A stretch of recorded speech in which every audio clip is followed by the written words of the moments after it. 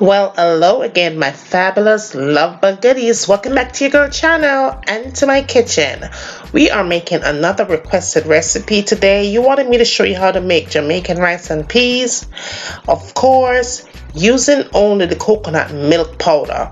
I'm going to give you a really good review on this milk powder for your rice and peas. So if you are ready for the recipe, let's get started. You don't remember where you're coming from. You don't remember where you're coming from. Rastafari, why you turn your back on your brother when him need you? You don't remember the days when him feed you. You know when no obligation but to owe him some respect. All you need to do is just give him wine to get turn your back on your brother when him need you. Okay, goodie, your girl is going to walk you right through this recipe that you have requested using the coconut milk powder. And this is the first time I am using this coconut milk powder to make rice and peas. Your girl only use fresh coconut or canned coconut. Rarely use that frozen coconut. But this is my very first time and I'm going to give you my honest opinion about it. If I like it, I'm going to tell you. And if I don't like it, I am going to be telling you I do not like it. And my result and my experience using this coconut. Now I'm going to walk you through this step by step and see. This is what I use most of the time. Sometimes I use the frozen one right here because I want to make sure that I show my goodies. I'm not trying to jump over the recipe and skip anything. You're going to go walk you through it. That is my coconut of choice, or I love me some Ocho-Rios.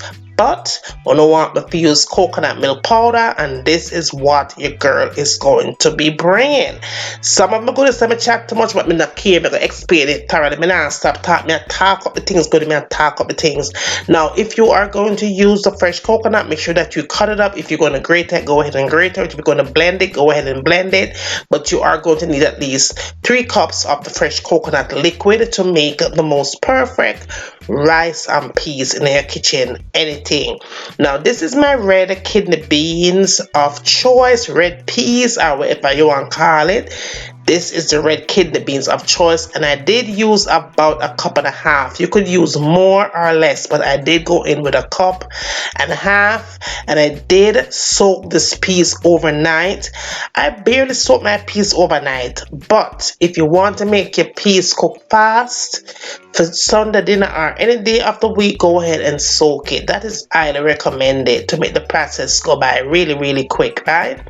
Now you're definitely going to see a size difference once you soak the peas, and it, like I said, it cooks so fast. It's like so amazingly fast. But this is what it looks like. It does swell up really like 2 times the amount once you soak it. And like I said, I only had a cup and a half of the red kidney beans, but the size really changed. Like it's amazing how it changes. Like, look at this. That's the one that I didn't soak, right? And that's the one that was soaked the night before, and you could see the difference when you soak it. It is going to be much easier to cook, like fast. Now moving right along, in that pot I had it about 6 to 7 cups of water. Make sure say water boil before you add your peas into it, so that way the peas starts to cook immediately and not just sit around hanging around in a cold water. You are going to need a couple of cloves of garlic, and I think I had it maybe about 5 or 6 cloves of garlic. 5 cloves of garlic. If you don't want to go this route, use a tablespoon of chopped garlic, but do not use garlic powder. You're also going to need about a teaspoon of pimento berries, but at least 12, and some salt for flavor. Now in that pot right there, you go ahead and you add the garlic, chopped garlic, into the mix. Then you add the salt for flavor, and then you add the pimento seeds for flavor as well. And that is all that you need to do thus far. You're going to go ahead and put your fire on medium to high heat and cover it up. Give it a good mix, goodie, and so you have everything nicely combined. And you go ahead and you cover it up nice and tight, and you're going to allow it to cook. It might sometimes attempt to boil over, but it's going to be fine because you didn't have any milk in it yet. Now Outside I went and I got my pepper. And thanks again to all my goodies who encouraged us to go ahead and start doing like a planting and all them good thing there, because right now, even though it's cold outside, I am getting hot pepper from the tree. I did bring it in the garage, so we're still getting a whole bunch of hot pepper and all that stuff from the tree. So that is like, yeah, amazing. I love it. Thank you, Goody, for just like encouraging the girl to do all them thing. Yeah. And this is some time that I have growing too, and I did put that in my living room, so I have fresh time growing. But that is skeleton I'm gonna buy from the supermarket. But you're going to need your skeleton thyme and your pepper for the recipe. With any rice and peas, you need that. Now, moving right along to get the coconut, the powder ready, I went in with a container just to make life more simpler, right? This is how I decided to do it. I went in and I had the coconut milk powder to a container, and to that container I went in with a cup of room temperature water, right? Because I want to make sure that I'm doing this thing right, of course. Went ahead and gave it a good mix because this is my first time doing it, so I don't know if it was going to be lumpy. But when I mixed it, it wasn't lumpy or anything. It dissolved immediately, so that was a plus for me, right? So because my biggest fear that was it was going to be, have lumps in it, but like flour, but it really wasn't. So after I got done doing that, I went in and checked on my peas, and my peas was cooked. It was perfect. And then I added the coconut milk powder into the pot with the peas and everything else that I added earlier. Go in and I gave it a nice little mix in with the scallion and the thyme, and then I did add my hot pepper to it, right?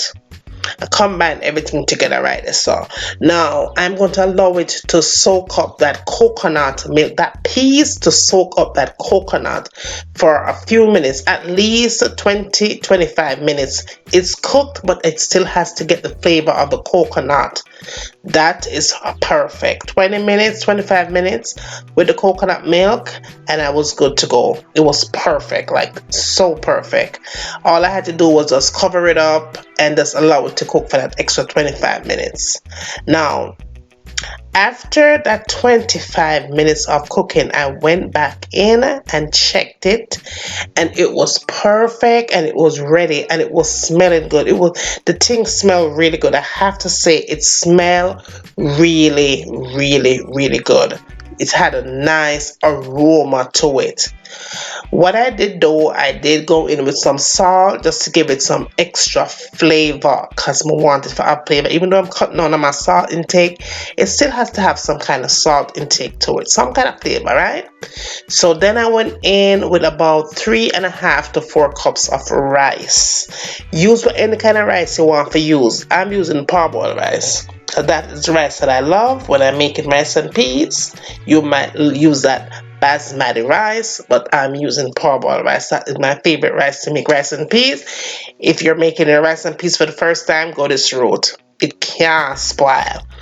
Give it a good mix in all together, and then I grab my file paper, because the girl never make her rice and peas without file paper. Give it a good seal, nice and tight, and I was good to go. Now, if you're still watching me here cooking, if you're not already subscribed, go ahead and do so and turn on your post notification. Why? To be reminded every time I upload videos like this. Now, I always have some splendid recipe, and I'm always fast, easy, and simple to follow. The Christmas recipes, girl is bringing them. If you don't see where you want to ask, I'm going to try to fling it in real quick. Now, while you're still here, go ahead and subscribe to my channel, Life as Juliana. The link for that channel is down below. I have inspirational video, Dollar Tree DIY, vlogs, and more.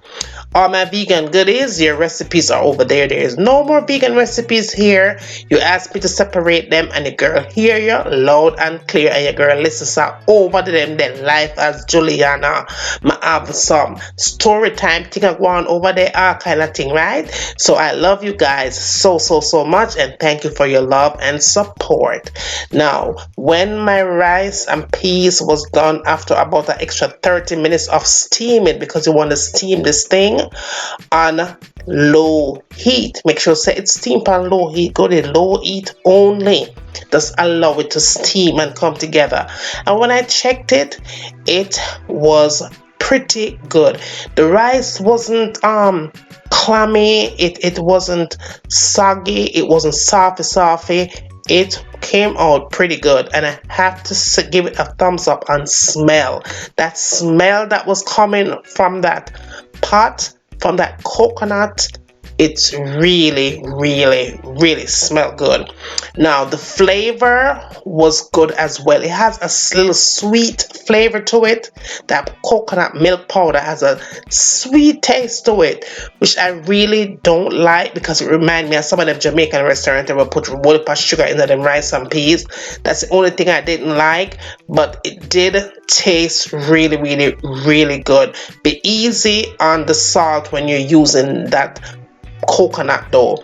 Now your girl did go in with some brown stew chicken back because I was feeling for some brown stew chicken back, and that's what I decided to have with this rice and peas. Your girl was feeling for the chicken back, boy. Now if you want to know how I made this chicken back recipe, I'm going to insert a link down in the description box so you could see how to make your own brown stew chicken back in your kitchen.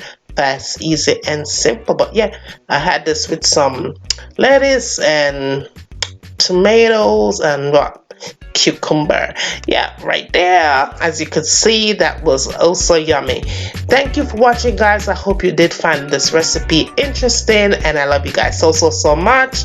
Now, tell me what you like to have me cooking next in my kitchen. And as always, from my kitchen to your kitchen, enjoy!